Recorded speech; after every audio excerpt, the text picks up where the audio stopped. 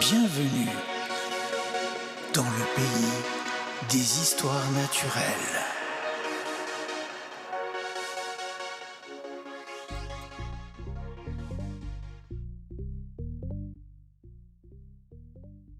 Hé, toi, petit! Oui, toi! Aujourd'hui, je te propose de prendre place dans la machine à remonter le temps, très très loin. Nous partons à la découverte de nos lointains ancêtres. Nous voilà arrivés dans la préhistoire. La préhistoire est une période qui démarre il y a plus de 4 millions d'années et s'achève il y a 3300 ans environ avec l'arrivée de l'écriture. Elle se répartit en deux grandes périodes, le paléolithique, l'âge de la pierre taillée, et le néolithique, l'âge de la pierre polie. Tout au long de ces millénaires, nous verrons l'homme évoluer petit à petit, tant dans sa morphologie que dans sa manière de vivre. L'Australopithèque, ou Australopithecus, vécut en Afrique il y a 4,4 millions d'années et 1 million d'années. Il était assez petit, 1,30 m environ, de la taille d'un chimpanzé, était bipède, doté de bras plus longs que les nôtres, prouvant qu'il grimpait beaucoup aux arbres. Son habitat était la savane. C'était un omnivore qui se nourrissait de baies, de racines, de graines et de petits animaux. Il ne savait pas fabriquer d'outils et était donc peu évolué. Un exemple célèbre de fossile retrouvé relativement complet à 40%, celui de Lucie, âgée de 25 ans environ, qui devait mesurer 1,10 m et peser 30 kg, qui ne serait pas un ancêtre homo, mais plutôt une représentante d'une branche collatérale. L'Homo habilis vécut en Afrique de l'Est entre 2,3 millions d'années et 1,5 million d'années. Les premiers fossiles, nous permettant de le découvrir, furent trouvés en 1960 en Tanzanie. Cette espèce d'homo, homme, mesurait de 1,30 m à 1,40 m pour un poids de 35 à 45 kg pour les mâles, les femelles étant beaucoup plus petites. Il était aussi bipède et possédait un cerveau très peu développé, vu la taille de sa boîte crânienne. Il était omnivore également. L'Homo georgicus aurait vécu en Géorgie, Caucase, d'où son nom, il y a environ 1,8 million d'années. Des fossiles, 5 crânes et une mâchoire, furent découverts en 1991 sous un village enseveli dans une coulée basaltique. Dans ce même lieu furent aussi trouvés des bifaces taillés, ce qui nous indique qu'il avait déjà la notion d'outil. L'Homo erectus vécut en Asie entre 1 million d'années et 140 000 ans. Erectus signifie dressé, droit. Les premiers fossiles de cette espèce découverts furent des dents dans la région de Pékin en Chine. Il mesurait 1,50 m pour 50 kg environ. Il était très robuste, doté d'une mâchoire puissante. C'était un omnivore cueilleur qui se nourrissait de fruits, de plantes, racines et de petits animaux. L'homme de Java, aussi appelé pithécanthrope, homme-singe, sous-espèce de l'Homo erectus. Il vivait en Indonésie entre 1 million d'années et 300 000 ans. Ses premiers fossiles furent découverts en 1891 en Java oriental. Des molaires, boîtes crâniennes, des fémurs. C'était un omnivore comme ses prédécesseurs. Sa taille avoisinait les 1,70 m. Malgré de nombreuses recherches, son mode de vie reste encore un mystère. L'Homo de Pékin doit son nom à un ensemble de fossiles de l'espèce Homo erectus découverts à partir de 1921 dans la grotte de Zhoukoudian, près de Pékin en Chine. Plus d'une centaine de fossiles y ont été trouvés, des dents, des crânes, des squelettes, mais aussi la présence d'habitations humaines dans des cavernes. Peu de temps après, ce fut 183 fossiles, soit environ l'équivalent de 40 individus, 10 000 grès servant d'ustensiles de cuisine et autres, des couches de cendres prouvant l'utilisation du feu, ainsi que 200 fossiles d'animaux différents. Cette espèce mesurait entre 1,50 m et 1,65 m pour un poids allant de 45 à 55 kg. Sa période de vie s'étend vraisemblablement de 780 000 ans à 300 000 ans. L'homme de Tautavel doit son nom aux fossiles retrouvés à Tautavel en France, dans les Pyrénées. Fossiles datés sur une période allant de 570 000 ans à 400 000 ans avant notre époque. Fossiles attribués à l'espèce Homo heidelbergensis.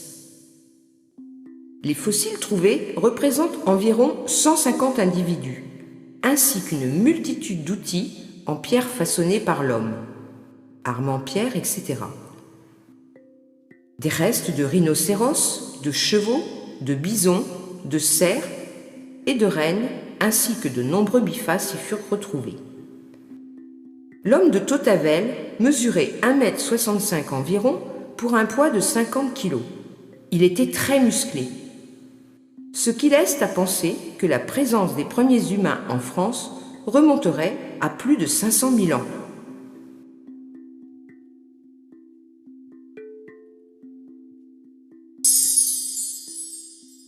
L'Homo florensiensis, ou homme de Florès, a vécu en Indonésie, sur l'île de Florès, d'où son nom, où des fossiles datés entre 100 000 et 60 000 ans furent découverts dans la grotte de Liangbiu. Il s'agissait des restes de 9 individus relativement complets: crâne, jambes, mains, pieds, colonne vertébrale, ainsi que des outils. Cette espèce était de très petite taille, entre 1 m et 1,10 m, et devait peser environ 25 kg. Sûrement une certaine forme de nanisme. C'était un bipède au cerveau très petit, proche de celui du chimpanzé. Il aurait disparu probablement suite à une éruption volcanique dans cette région.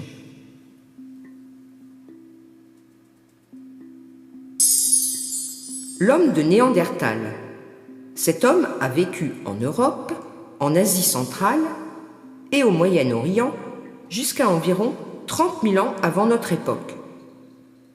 Ses premières traces fossiles seraient datées de 430 000 ans. Cet individu était très robuste et bien adapté aux variations climatiques. Cette espèce humaine était douée d'un certain développement culturel, comme l'attestent certaines découvertes archéologiques datées de moins de 30 000 ans, date probable de leur disparition. Le collage au brais de bouleau, vestiges de sépultures funéraires, outils travaillés. Il mesurait 1,65 m pour 90 kg et était doté d'une très grande force physique, avec un cerveau volumineux. Différentes recherches laissent à penser que Néandertal était roux et peut-être doué d'un certain langage. Ces outils étaient fabriqués en silex, de l'adhésif naturel en résine, des épieux en bois, des bijoux en os. C'étaient des artisans de la pierre et de grands chasseurs, dont l'alimentation était principalement la viande. Ils vivaient en groupe dans des cavernes. C'est aussi la naissance des premiers signes géométriques gravés dans la pierre. Les premiers à utiliser les plantes pour avoir la couleur, l'ocre principalement, et ainsi teindre leur peau de bête leur servant de vêtements.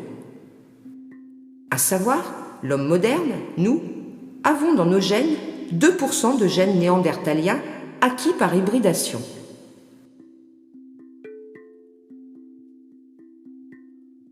L'homme de Cro-Magnon, paléolithique supérieur, doit son nom aux fossiles retrouvés en France, en Dordogne dans une grotte.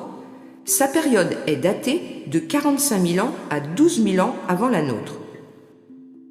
5 squelettes y furent découverts, 3 hommes, une femme et un nouveau-né. Contrairement à tous les hommes préhistoriques précédents, Cro-Magnon appartient à la même espèce que nous, ils sont nos ancêtres directs à part entière. Cro-Magnon était de très grande taille, entre 1,80 m et 1,90 m, et doté d'une très grande force musculaire. Il vivait à une époque très froide, et ses vêtements, des pantalons et des vestes en fourrure d'animaux, étaient cousus et avait donc inventé les aiguilles en cornes ou os et les poinçons. Le fil n'existant pas, il se servait de fines lanières de cuir de bête, de crins de cheval ou de tendons d'animaux.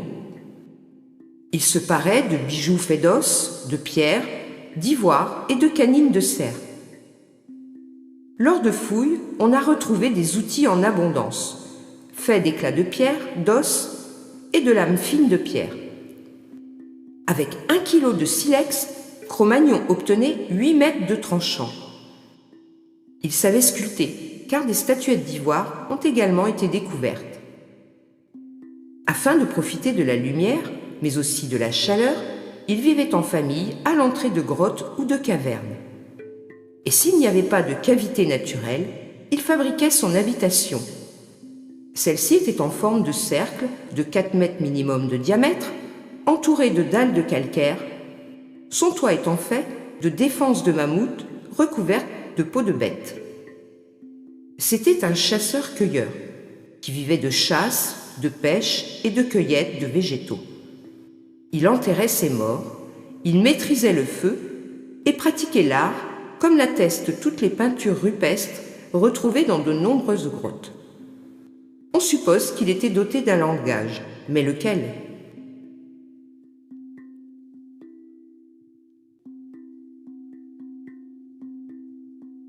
Après la découverte de l'écriture en Mésopotamie, il y a 3300 ans environ, la préhistoire prend donc fin et nous entrons dans une nouvelle période, l'histoire, dont nous faisons toujours partie à l'heure actuelle. Ainsi prend fin notre voyage à la découverte de nos ancêtres. Je te dis à bientôt, petit.